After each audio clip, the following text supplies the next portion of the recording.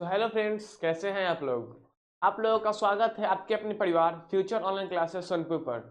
जैसा कि आप लोग पता है, अभी हम बिहार डीएलएड इंट्रेंस एग्जाम के लिए मैथ्स जो सब्जेक्ट है उसका हम अभी इम्पोर्टेंट क्वेश्चंस कर रहे हैं, जिसमें से हमने पिछले क्लास में अपने 18 सेट तक कंप्लीट कर चुका है और आज हमारा 19वां सेट है। क्या 19वां सेट है? ठीक है। तो हमारा 18 सेट कंप्लीट हो गया है और जिसमें हमने बहुत सारे क्वेश्चंस करवाए हैं, मतलब बेसिक से लेकर हार्ड तक सभी क्वेश्चंस करवाए हैं। तो क्या होगा, आप सभी क्वेश्चंस को कर लीजिएगा तो आपको एक अंदर से कॉन्फिडेंस हो जाएगा, जिससे आप किसी भी एग्जाम को फोड़ सकते हैं।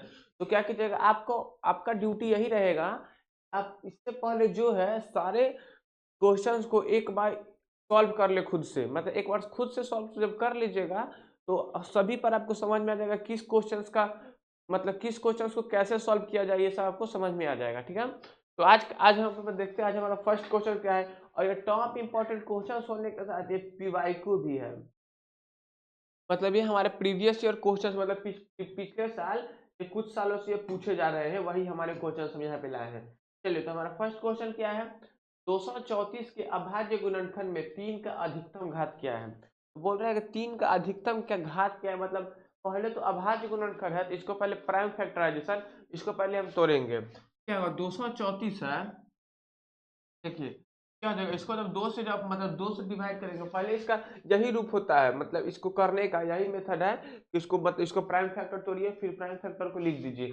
इसको तोड़ेंगे तो क्या हो जाएगा, 117, मतलब ए पहले दो से 117 बार में मतलब डिविजिबल हुआ। फिर ये दो से तो हो नहीं रहा, तो फिर तीन से शुरू करेंगे, तीन से कितना बार में होगा, तीन से होगा 39 बार में। देखिए तीन से होगा 39 बार में, और फिर ये थ्री से हो रहा है तो थ्री से फिर करेंगे इसको 13 बार में। अब देखिए 13 एक खुद ही एक प्राइम नंबर है, तो इसके बाद ये डिविजिबल नहीं होगा। ठीक है, इसके बाद ये डिविजिबल नहीं होगा, मतलब तो इसका प्राइम फैक्टर क्या हो जाएगा, 234 का हो जाएगा 2 गुने 3 गुने ये हमारा हो जाएगा 234 का। क्या हो जाएगा, 2 का पावर 1 गुने 3 का पावर 2 इंटू 13 का पावर 1, ये हो जाएगा। यहाँ पे 3 का पावर हमारा क्या आया, 3 का पावर हमारा 2 आया। तो अधिकतम घात हमारा क्या हो जाएगा, अधिकतम घात ऑप्शन हमारा D, option option number D हमारा 2 हो जाएगा। चलिए नेक्स्ट क्वेश्चन देखते हैं। नेक्स्ट क्वेश्चन है, निम्नांकित में से विजातीय कौन सा है। मतलब देखिए मॉडर्न विजातीय मतलब चारों में अलग कौन है। चारों में आप लोग देखेंगे, देखिए ये भी एक परिमेय नंबर है, ये एक परिमेय नंबर है। ठीक है, और हमारा ये एक परिमेय नंबर है, और ये देखिए ये वाला जब इसको आप कीजिएगा क्या हो जाएगा, 4/2।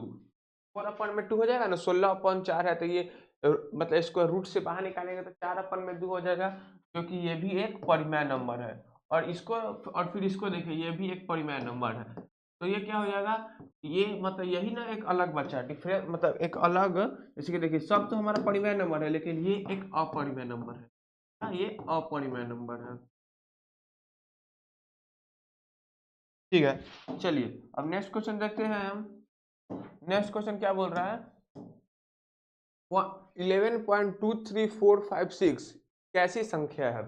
तो अब देखिए यहाँ पे ये एक मतलब नंबर के बाद ये जाके पूरा डिविजिबल हो जा रहा है, मतलब 6 के बाद ये टोटली डिविजिबल हो गया। अगर इसके बाद यहाँ पे ऐसे ऐसे रहता, मतलब ये डिविजिबल नहीं हुआ है, ये आगे भी चल रहा है, तो इसको हम अपरिमेय संख्या कहते हैं। ठीक है, लेकिन यहाँ पे एक फिक्स इंटरवल के बाद जाके, मतलब फिक्स नंबर के बाद जाके टोटली डिविजिबल हो गया है। ठीक है, तो यहाँ पे ये एक तो परिमेय संख्या है, क्या ये एक परिमेय संख्या हो जाएगा। चलिए नेक्स्ट क्वेश्चन देखते हैं। नेक्स्ट क्वेश्चन बोल रहा है, निम्नलिखित में से कौन बहुपद संरचना के शून्यक है, मतलब इसका शून्यक कौन है, इसमें से बोल रहा है। ठीक है, इसमें से इसका शून्यक कौन है। चलिए तो देखते हैं तो क्या हो जाएगा, 2x² - 5x में यही है हमारा 2x² - 5x - 3, इसको जीरो के बराबर कर देंगे, क्या हो जाएगा, यहाँ से देखिए यहाँ से इसको जब हम मतलब मिडिल टर्म स्प्लिटिंग से करेंगे तो ये हमारा क्या आ जाएगा, देखिए 5, इसका मेथड क्या होता है, पहले और अंतिम को मल्टीप्लाई करें, मल्टीप्लाई करने पर जो आएगा वो बीच वाले को जोड़ने या घटाने पर वही हमारा संख्या आना चाहिए। देखिए इसको मल्टीप्लाई करने पर कितना रहा, 3 दूना 6, 6 आ रहा है, मतलब हमें 5 को उसी दो रूप में तोड़ना है कि उसे जोड़ने घटाने पर 6 आए। तो जोड़ने घटाने पर 5 आए और गुना करें तो 6 आए, ठीक है। देखिए तो हम क्या करेंगे, 6 को हम 6 माइनस 1 लिख सकते हैं। इसको हम कैसे लिखेंगे, 2x² plus minus 6x plus x minus 3 बराबर में 0। इसको ऐसे हम लिख सकते हैं, देखिए इस दोनों को जब मल्टीप्लाई कीजिएगा तो क्या आ जाएगा, -6x² और ये भी हो जा रहा है 6x²। और जब इसको सब्ट्रैक्ट कीजिएगा -6 और प्लस x तो क्या हो जाएगा, -5x, ये हमारा हो जाएगा। चलिए तो यहाँ से 2x कॉमन ले लेंगे तो क्या हो जाएगा, x माइनस 3 और प्लस में 1 कॉमन लेंगे तो हो जाएगा x माइनस 3 बराबर में 0 हमारा हो जाएगा। तो हो जाएगा x माइनस 3 बराबर 0 और हो जाएगा 2x प्लस 1 बराबर 0। तो हो जाएगा x बराबर 3 और हो जाएगा x बराबर -1 अपन में 2। ये हमारा हो गया, x बराबर 1 आया 3, x बराबर आया -1/2। मतलब यहाँ पे बोल रहा है कौन सा शून्यक है। देखिए ऑप्शन नंबर सी, देखिए ये तो हमारा एक शून्यक आया है, तो ऑप्शन नंबर हमारा सी करेक्ट हो जाएगा, -1/2। ठीक है, चलिए नेक्स्ट क्वेश्चन देखते हैं। बोल रहा है 2x प्लस 3y बराबर 5 का आलेख कैसा होता है। तो आपको बता दी, जो ऐसा ग्राफ ये होता है लीनियर इक्वेशन, मतलब लीनियर है ये। लीनियर मतलब सीधा, मतलब ये एक सरल रेखा की लंबाई है, सरल रेखा की है, ठीक है। क्योंकि यहाँ पे अगर आप इसका मेथड बता दें आपको, देखिए ऐसे होता है x और y। x का वैल्यू अगर मान लीजिए x का वैल्यू हम 1 भरे तो क्या हो जाएगा, 2 × 1 प्लस 3y बराबर 5/2, ये हो जाएगा। अच्छा रुकिए, कुछ इंटीजर टाइप रखते हैं, यहाँ हो जाएगा 2। देखिए x का वैल्यू हम 5 रखते हैं, यहाँ पे हम 5 रखें क्या हो जाएगा, 3y बराबर नीचे आ जाएगा 5/2 इंटू में 10 आ जाएगा। ये 2 बार में कट जाएगा तो क्या आ गया, ये हो गया 1/4 और ये 3 आ जाएगा तो इंटू बाई में 3 बराबर y बराबर हमारा आ गया 1/12। ठीक है, तो जब इसको कीजिएगा मतलब ये होता है ग्राफ हमारा, तो यहाँ पे 1 2 3 4 5, 1 2 3 4 5 ये हो गया। देखिए और हमारा x हमारा कितना है, x हमारा 5 है, यहाँ पे x हमारा 5 यहाँ पे और ये है 1/2। तो 1/2 मतलब ये लगभग यहाँ पे होगा 1 से भी छोटा, ये एक पॉइंट यहाँ पे आ गया। अब मान लीजिए दूसरा पॉइंट भरिएगा 1/12 है, मतलब 1/12 1 का 1 का 12वां भाग, ये बहुत नीचे होगा, तो यहाँ तो इतना है तो यहाँ पे हो जाएगा। ठीक है, अब देखिए अब मान लीजिए हम x के जगह पे 0 भरे, x के जगह पे 0 भरेंगे तो क्या आ जाएगा, तो ये हमारा आ जाएगा 2 × 0 प्लस 3y बराबर कितना है 5। एक मिनट एक गलती हो गया,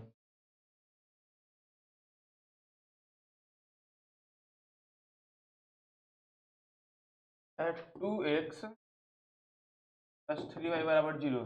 x की जगह पे अगर 5 रखेंगे तो बराबर 5 है, x की जगह पे हम 5 रखें क्या आ जाएगा, 2 × 5 प्लस 3y बराबर में 5। ये आ जाएगा हमारा 5 × 10 प्लस 3y बराबर 5। ये उस तरफ चल जाएगा तो 3y बराबर आ जाएगा -5 हमारा, y बराबर आ जाएगा -5/3। यही होगा ना। देखिए यहाँ से हमारा उस तरफ चल जाएगा, ठीक है। यहाँ पे हम y बराबर आ गया हमारा -5/3, यहाँ पे y हमारा हो जाएगा -5/3। चलिए मतलब ये हम आपको बता रहे हैं कि लीनियर कैसे होता है, तो आपको हम इसको सॉल्व करने का ये मेथड है कि y बराबर क्या, y बराबर हम 5 रखे तो ये हमारा आया -5/3। और जब हम y बराबर 2 रखेंगे, देखिए जब y बराबर हम -2 रखते हैं, यहाँ पे जब -5 तो यहाँ पे -2 रखते हैं, y बराबर हम -2 रखेंगे तो क्या हो जाएगा, 2 × -2 प्लस 3y बराबर 5। ये आ गया -2 रखने पर, देखिए तो ये जाएगा -4, तो -4 उस तरफ जाएगा तो +4 तो 9, तो y बराबर हमारा क्या आ गया, y बराबर हमारा 3 आ गया। ठीक है, 3 आ गया। अब हम एक और y का वैल्यू रख लेते हैं, एक अगर हम y का वैल्यू अगर 0 रखे तो क्या आ जाएगा, देखिए 0 रखने पर देखिए अगर x का वैल्यू हम 0 रखे तो हमारा ये आ जाएगा, देखिए x का वैल्यू 0 रखेंगे तो ये तो हमारा टोटल 0 हो जाएगा, ये हमारा 0 हो जाएगा, तो क्या हो जाएगा, y बराबर हो जाएगा 5/3। अब देखिए अब इसका ग्राफ बनाएंगे तो क्या क्या बनेगा, देखिए तो बना के देखते हैं।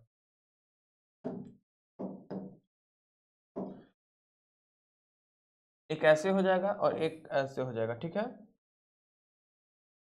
यहाँ से देखिए 1 2 3 4 5, 5 भी है मैक्सिमम और y भी माइनस में है, -5/3 है, तो इसको देखिए ये 1 और ये नीचे कुछ होगा उसके बाद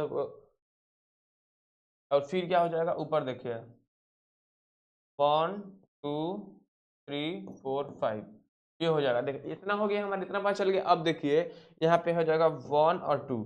अब पहला देखिए 5 और -5/3, तो यहाँ पे ये हो जाएगा 5 और -5/3 मतलब 1 पॉइंट समथिंग, 1 पॉइंट समथिंग मतलब इसको यहाँ पे ले लेंगे। और फिर क्या बोल रहा है, ये है -2, x हमारा है -2 मतलब यहाँ पे, और ये है 3 मतलब ये हो जाएगा यहाँ पे।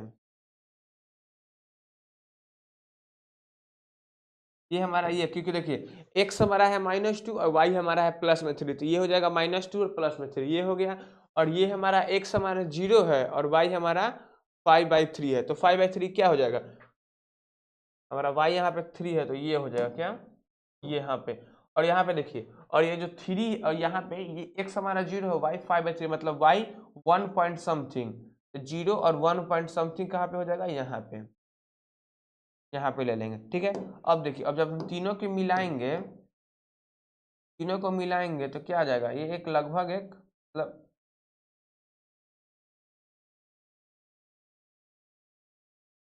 यहाँ पे जब आप मिलाएंगे इसको तो क्या, यहाँ पे देखिए सर डिस्टेंस का गैप है, यहाँ पे 1 मिनट,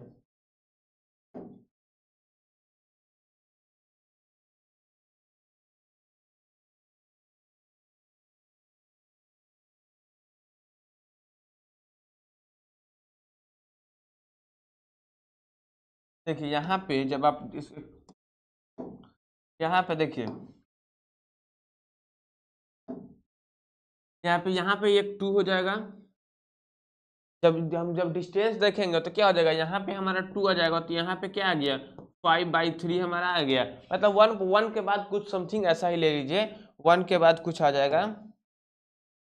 ठीक है ना, यहाँ पे हमारा, तो यहाँ पे आ जाएगा 1 और यहाँ पे हम आ जाएगा, मतलब यहाँ पे आ जाएगा हमारा 2, तो यहाँ पे 2 के बीच में आ जाएगा 5/3। और फिर ऐसे ही नीचे भी हमारा आएगा, यहाँ पे हो जाएगा -1, यहाँ पे हो जाएगा -2, तो -1 के बाद कुछ यहाँ पे हो जाएगा, मतलब ये यहाँ पे देखिए ये 1 के बाद समथिंग यहाँ पे कुछ आ जाएगा, तो ये हो जाएगा -5/3।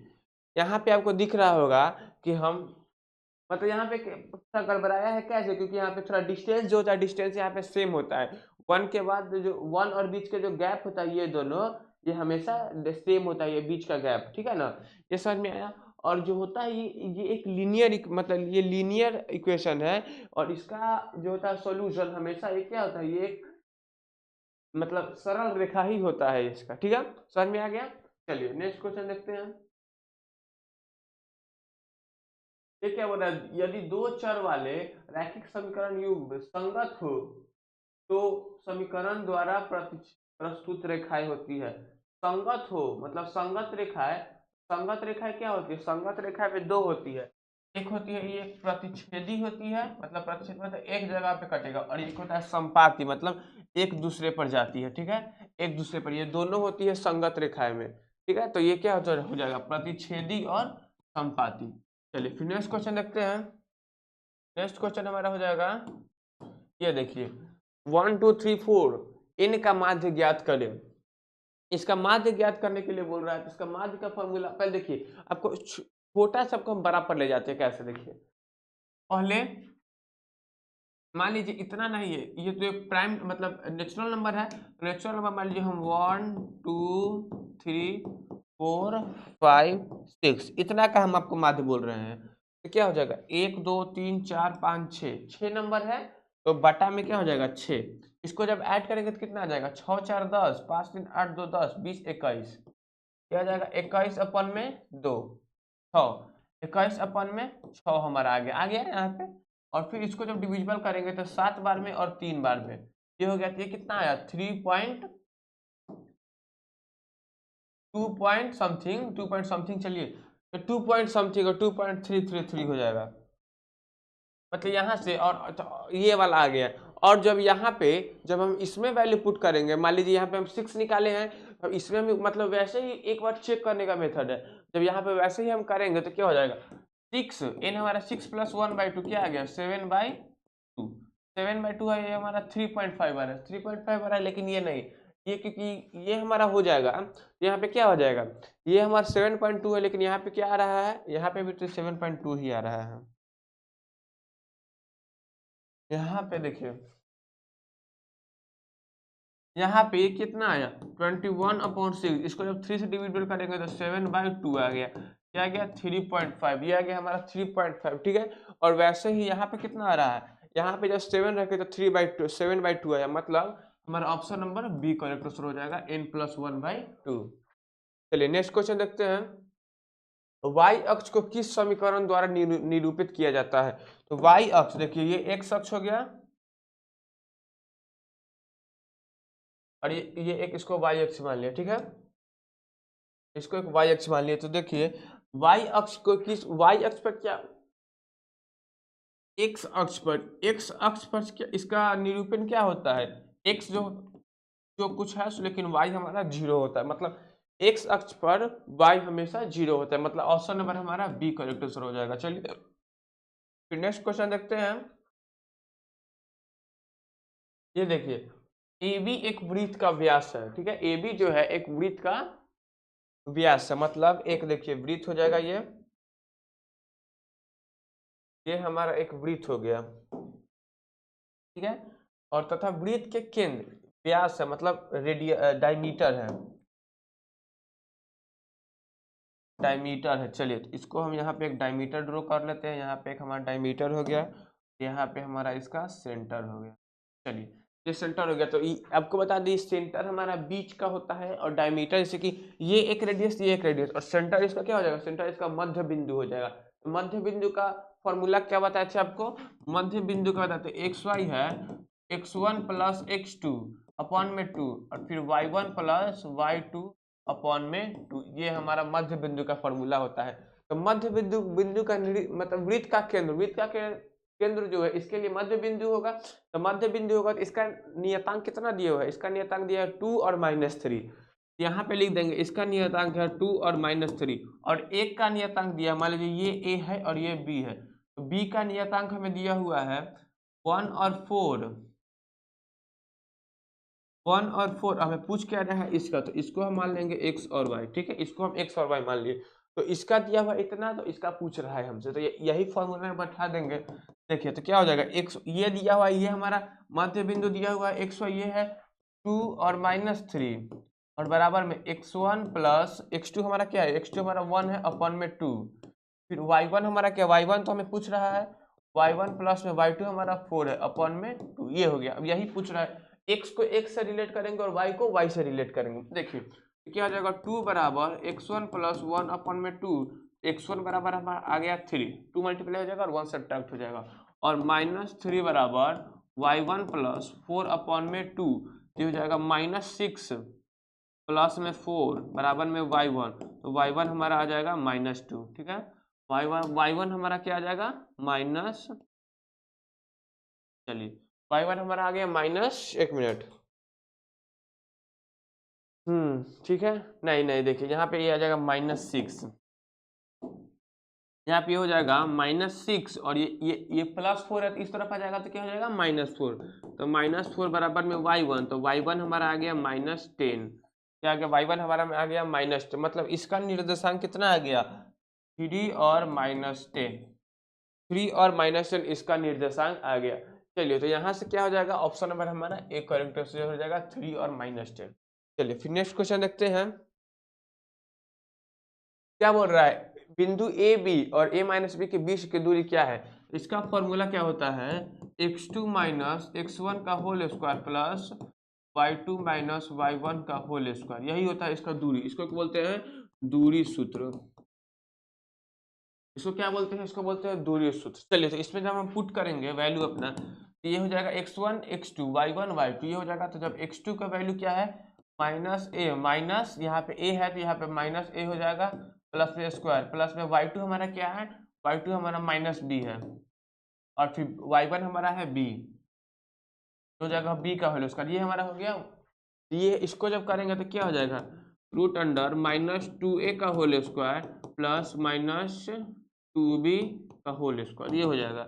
अब देखिए, अब यहाँ से क्या दिख रहा है आपको, यहाँ से ये हमारा हो जाएगा, क्योंकि स्क्वायर के अंदर माइनस जो होता है वो भी माइनस से तो प्लस से बन जाता है, तो ये हमारा हो जाएगा 4a² प्लस 4b², और यहाँ से 4 को कॉमन ले लेंगे तो 4 रूट से बाहर निकल जाएगा, तो ये हमारा फाइनल आंसर क्या आ जाएगा, 2√a² प्लस b², ये हमारा फाइनल आंसर आ जाएगा, 2√a² plus b²। Option number हमारा बी करेक्ट आंसर हो जाएगा। चलिए नेक्स्ट क्वेश्चन देखते हैं। नेक्स्ट क्वेश्चन क्या बोल रहा है, आकृति में आसन कोण का युग्म को चुनिए, मतलब आसन कोण कौन है, आपको बता दें ये जो कोण दिया हुआ है ना, यही हमारा आसन कोण है, मतलब आसन कोण में 2 7 7 वाला कोण, समझ में आया ना, 2 7 7 वाला कोण। ये देखिए आसन कोण कौन सा है, ए बी डी और बी डी बी सी, तो ए बी डी और D B C, option number हमारा बी करेक्ट आंसर हो जाएगा। ठीक है, चलिए अब नेक्स्ट क्वेश्चन देखते हैं। नेक्स्ट क्वेश्चन क्या बोल रहा है,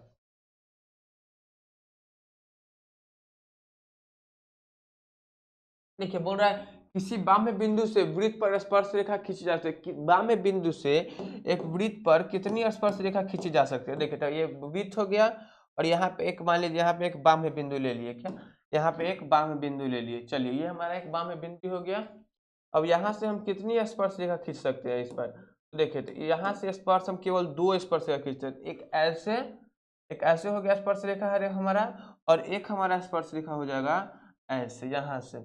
अब इसके अलावा इस पर एक मतलब इस पर हम कितना 2 ही स्पर्श रेखा खींच सकते हैं एक बाह्य बिंदु से, तो बाह्य बिंदु ये हुआ हमारा, तो इस पर हम कितना 2 ही स्पर्श रेखा खींच सके, तो ऑप्शन नंबर में क्या हो जाएगा, ऑप्शन नंबर सी 2 आंसर। ठीक है, चलिए ऑप्शन नंबर सी हमारा करेक्ट आंसर हो जाएगा।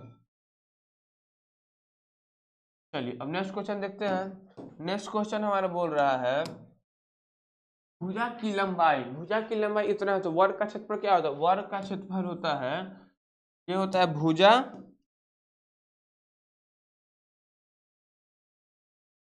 का होल स्क्वायर, तो भुजा का होल स्क्वायर होता है, तो भुजा हमारा कितना दिया हुआ है, भुजा हमारा ए दिया हुआ है, तो क्या जगह ए का होल स्क्वायर, ऑप्शन नंबर हमारा डी करेक्ट आंसर हो जाएगा। ठीक है, चलिए नेक्स्ट क्वेश्चन देखते हैं।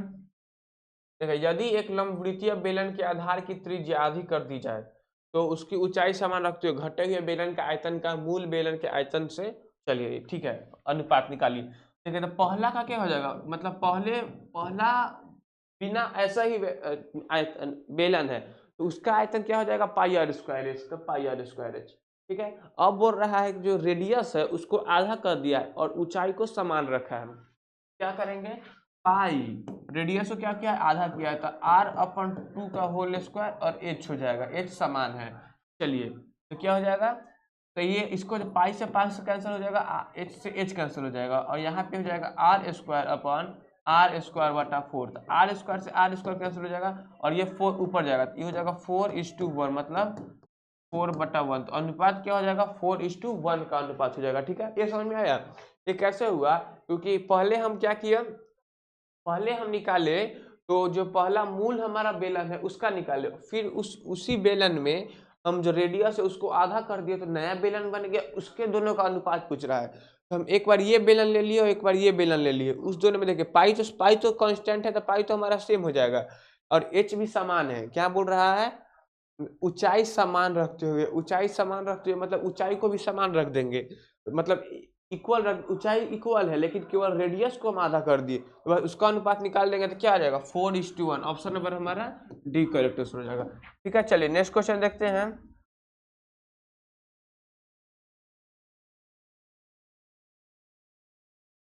क्या बोल रहा है, आंकड़े 4 3 12 8 7 8 8 10 3 का बहुलक क्या है, तो बहुलक आपको बताए थे कि जो ज्यादा बार रिपीट होता है ना, मतलब जो उस टर्म में जितना बार आता है सबसे ज्यादा बार आता है रिपीट होता है, उसी उस टर्म का बहुलक होता है। यहाँ पे ज्यादा बार रिपीट क्या हो रहा है, यहाँ पे 8 8 8 3 बार आ रहा है, 3 एक बार है, 2 ये और सब एक ही बार है, मतलब ज्यादा बार रिपीट हमारा 8 हो रहा है, तो ऑप्शन नंबर हमारा 8 करेक्ट आंसर हो जाएगा। ठीक है, चलिए नेक्स्ट क्वेश्चन देखते हैं। नेक्स्ट क्वेश्चन बोल रहा है प्रथम 10 सम प्राकृत संख्याओं का माध्य, 10 सम प्राकृत संख्या का माध्य बोल रहा है। देखिए इसका फॉर्मूला होता है n × n+1 सम का, और बाई 2 कर देते हैं तो इसका होता है मतलब सम का मतलब क्या निकल जाता है, सम का माध्य निकल जाता है। n इंटू एन प्लस 1/2 ये हमारा होता है, ठीक है। n इंटू एन प्लस 1/2 ये होता है सम का फॉर्मूला, ठीक है। क्या हो जाएगा 10 गुने 11 बटा में 2 और क्या पूछ रहा है, और ये इसका सम का फॉर्मूला है, क्या इसका सम का, और अपॉन में क्या हो जाएगा 10 है तो 10 हो जाएगा ये।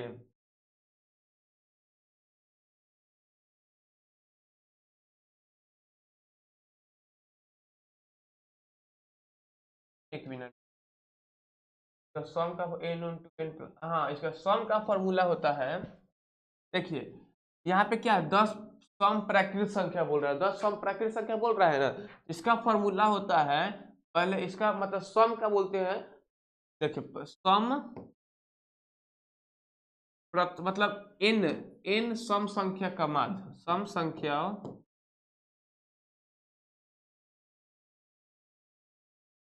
का माध्य। देखिए एन सम संख्याओं का माध्य क्या होता है, एन इंटू एन प्लस 1, ये हमारा एन सम संख्या का माध्य होता है, ठीक है। तो क्या नहीं, एन सम संख्याओं का योग,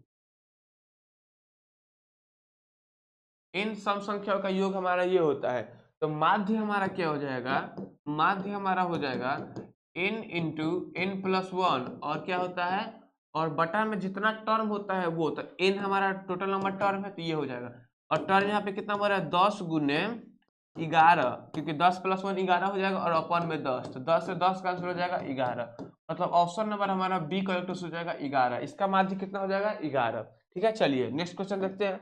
नेक्स्ट क्वेश्चन हमारा क्या है, नेक्स्ट क्वेश्चन है 7 3 5 8 6, ये है इसका माध्यक पूछ रहा है। तो माध्यक के लिए आपको बताते पहले उस टर्म को या फिर तो बढ़ते क्रम या घटते क्रम, आरोही या अवरोही क्रम से आ देते हैं। इसको हम क्या बढ़ते या घटते, मतलब इसको या फिर तो इंक्रीजिंग ऑर्डर या डिक्रीजिंग ऑर्डर, इसमें हम आपको इसको सजाना रहता है। तो इनके क्या, इसको इंक्रीजिंग ऑर्डर मतलब बढ़ते क्रम में इसको सजा देते हैं, ठीक है। तो बढ़ते क्रम में सजाएंगे तो क्या जाएगा, 3 पहले आएगा, फिर 5 6 7 8 9 10 12, ये हमारा बढ़ते क्रम में सज गया, मतलब बढ़ते क्रम में हम इसको रख दिए, लिख दिए। देखिए तो बढ़ते क्रम में रखने के बाद ये 4 इधर से 4 इधर से, ये इन हमारा इवन नंबर है, तो इन जब इस सम होता, इन जब सम था तो हम आपको क्या बताए थे, इन जब सम था तो हम आपको बताए थे कि क्या होता है, बीच वाले दो का माध्य, बीच वाला हमारा क्या है, बीच वाला इधर से 3 इधर से 3 हटा दे, बीच वाला हमारा हमारा ये 2 हुआ, तो बीच वाला हमारा 2 7 प्लस 8 अपन में 2, इसका माध्य कितना आ जाएगा 15 अपन में 2 7.5, मतलब ऑप्शन नंबर हमारा सी करेक्ट हो जाएगा 7.5, ठीक है। चलिए नेक्स्ट क्वेश्चन देखते हैं। नेक्स्ट क्वेश्चन हमारा है, देखिए sine 4 theta plus cos 4 theta बराबर 1/2 हमारा दिया हुआ है, तो इस तो किसका पहले पूछ रहा है, sine theta into cos theta का वैल्यू पूछ रहा है, तो देखिए ये क्या हो जाएगा, अब देख sine 4 theta plus cos 4 theta, पहले आपको ये बता दी, ये होता है a square plus b square का फॉर्मूला होता है ए प्लस बी का होल स्क्वायर माइनस में 2ab, ये होता है ए प्लस बी का होल स्क्वायर का फॉर्मूला, और उसी रूप हम क्या करेंगे, इसको हम इसी रूप में तोड़ लेंगे, इसको क्या लिख देंगे, इसको हम लिख देते हैं साइन स्क्वायर थीटा का whole square plus cos square theta का होल स्क्वायर, और बराबर में दिया कितना है, ये 1/2 के बराबर दिया हुआ है, ठीक है, ये 1/2 के बराबर हमारा दिया। तो देखिए तो क्या हो जाएगा, जब इसको हम इस रूप में तोड़ेंगे तो क्या होगा, ये हो जाएगा sign square theta plus cos square theta का होल स्क्वायर माइनस में 2 into sine square theta cos square theta बराबर में क्या हो जाएगा 1/2, ये हो गया। मतलब इस फॉर्म इसको हम इस फॉर्मूला के बेसिस पर तोड़ लिए, तो ये मतलब इसके बाद हमारा ये आया sign square theta plus cos square theta में एक आइडेंटिटी आपको बताई थी, ये होता है 1, यह हो जाएगा 1 का होल स्क्वायर, तो 1 हो जाएगा minus 2 sign square theta cos square theta. अब देखिए इसको ये, और बराबर में कितना है, बराबर में हमारा हाफ है, ये देखिए ये माइनस में है, तो इसको हम उस तरफ ले जाएंगे और इसको इस तरफ ले आएंगे, तो क्या आ जाएगा, अच्छा छोड़िए ऐसे ही करते हैं, ये हो जाएगा -2 साइन स्क्वायर थीटा और कॉस स्क्वायर थीटा बराबर 1/2 -1, ये हमारा आ जाएगा माइनस में 1/2, माइनस में हाफ आ गया, और ये माइनस हमारा कैंसिल हो जाएगा, और ये 2 जो है यहाँ पे मल्टीप्लाई हो जाएगा, तो हमारा आ जाएगा sign square theta cos square theta बराबर हमारा क्या आ जाएगा, sign square theta cos square theta बराबर है 1/4 हमारा आ गया। और अगर हम यहाँ से साइन थीटा इंटू में कॉस थीटा, दोनों में से अगर स्क्वायर कॉमन ले ले तो स्क्वायर फिर उधर जाएगा तो क्या आ जाएगा, रूट में लग जाएगा। तो देखिए स्क्वायर को यहाँ से हम रूट में ले जाएंगे तो 1/4, यहाँ पे रूट लग जाएगा ना, यहाँ पे ये हो जाएगा, और रूट लगता है तो रूट के साथ साथ यहाँ पे प्लस माइनस भी लगता है, रूट के साथ साथ यहाँ पे प्लस माइनस भी लगता है, तो ये हो जाएगा +-1/2। तो ऑप्शन नंबर हमारा डी करेक्ट हो जाएगा, +-1/2। ठीक है, चलिए नेक्स्ट क्वेश्चन देखते हैं। नेक्स्ट क्वेश्चन हो रहा है tan 30/cot 60 का मान क्या होगा। तो tan 30 का मान आपको बता दो, tan 30 का मान होता है 1/√3, और cot 60 का मान भी होता है cot 60। हाँ, cot 60 का मान जो होता है ना, वो भी हमारा 1/√3 ही होता है, ये भी हो जाएगा 1/√3। टोटल से टोटल काटेगा तो हमारा आंसर क्या आ जाएगा 1। ऑप्शन नंबर हमारा डी करेक्ट हो जाएगा। चलिए नेक्स्ट क्वेश्चन देखते हैं। यदि 1 - tan स्क्वायर 60 और 1 + tan स्क्वायर 60 बराबर cos x है, तो x का वैल्यू क्या हो जाएगा। चलिए आपको बता दें, 1 - tan स्क्वायर 60, tan स्क्वायर 60 का वैल्यू क्या होता है, √3 होता है, तो 1 - √3 का होल स्क्वायर अपन में 1 + √3 का होल स्क्वायर, तो ये हो जाएगा 1 - 3 और 1 + 3, ये क्या हो गया -2/4, तो -1/2 माइनस में है। तो यहाँ पे देखिए tan 30 का वैल्यू होता है 1/√3, tan 90 का वैल्यू होता है, tan 90 का वैल्यू होता है मतलब अपरिभाषित होता है, और tan 60 का वैल्यू होता है √3 केवल। तो tan 120 का वैल्यू हम निकालेंगे, tan 120 का वैल्यू क्या होता है, tan 120 हमारा, इसको हम क्या लिख सकते हैं 90 + 30, 90 + 30 लिख सकते हैं। तो 90 ये हमारा एक क्वाड्रेंट होता है, मतलब ये फर्स्ट क्वाड्रेंट, ये सेकंड क्वाड्रेंट, ये हमारा हो जाएगा थर्ड, और ये फोर्थ, ये फोर्थ क्वाड्रेंट, 4 क्वाड्रेंट हो गया। और ये यहाँ पे एक 90 डिग्री होता है सारा, और इसमें जो होता है साइन कॉस पॉजिटिव है, नहीं इसमें साइन साइन पॉजिटिव होता है, इसमें होता है, देखिए 1 मिनट, देखिए ये हमारा एक मतलब 4 हो गया, 4 क्वाड्रेंट होता है, इसको बांट देते हैं। और इसमें फर्स्ट क्वाड्रेंट में जो तो होता है सारा ऑल पॉजिटिव होता है, क्या फर्स्ट क्वाड्रेंट में हमारा ऑल पॉजिटिव होता है, मतलब साइन भी पॉजिटिव, टेन भी पॉजिटिव, कॉस भी पॉजिटिव, कॉसेक भी पॉजिटिव, सेक भी पॉजिटिव, और कॉट भी, इसमें फर्स्ट क्वाड्रेंट में सारा पॉजिटिव होता है। और जब सेकंड क्वाड्रेंट में जाएंगे तो इसमें हमारा केवल साइन और कॉसेक यही हमारा पॉजिटिव होता है, साइन और कॉसेक पॉजिटिव होता है। और थर्ड क्वाड्रेंट में आएंगे तो इसमें टैन और कॉट यही केवल पॉजिटिव होता है। और फोर्थ क्वाड्रेंट में क्या बच गया, सेक और कॉस और सेक, ये पॉजिटिव होता है। तो यहाँ पे देखिए 90 + 30, तो 90 + 30 मतलब सेकंड क्वाड्रेंट आ गया। सेकंड क्वाड्रेंट में ये हमारा निगेटिव होता है, तो टैन निगेटिव होता है तो पहले तो माइनस का साइन लगा देंगे। और 90 जो होता है तो ये आपको कॉम्प्लीमेंट्री एंगल बताया था, तो टैन क्या है, टैन बदल जाता है किसमें, टैन हमारा बदल जाता है 1/√3 में, तो टैन बदल जाता है कॉट में। तो टैन जब कॉट में बदल जाएगा तो टैन 30 का वैल्यू क्या होता है, मतलब टैन और फिर कॉट बदल गया तो कॉट क्या हो जाएगा कॉट 30 माइनस कॉट 30 हमारा क्या होता है, माइनस में कॉट 30 हमारा होता है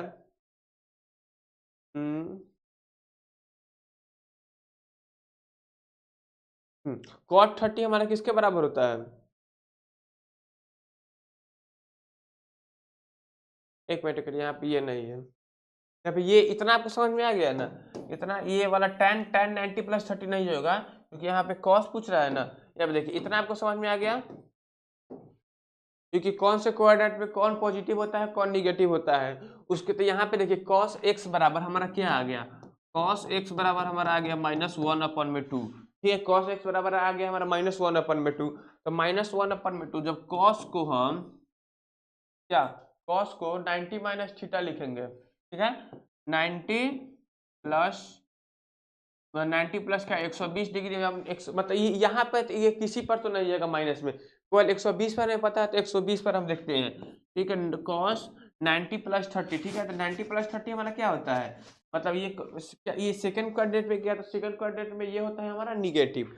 ये हमारा निगेटिव बन जाएगा, निगेटिव, और फिर और कॉस जो होता है सेक में बदल जाता है, सेक, और सेक 30 का वैल्यू क्या होता है, माइनस में 1/2, सेक 30 का वैल्यू 1/2, और ये माइनस बाहर से है तो हमारा माइनस बाहर से हो जाएगा।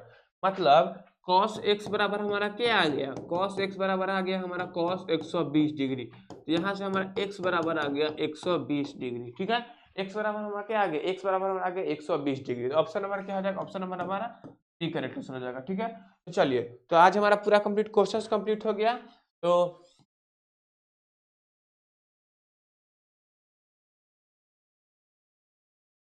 चलिए, आज मतलब आज का हमारा टोटल कोर्सेज कंप्लीट हो गया। तो आज हमने क्या किया, आज हमने अपना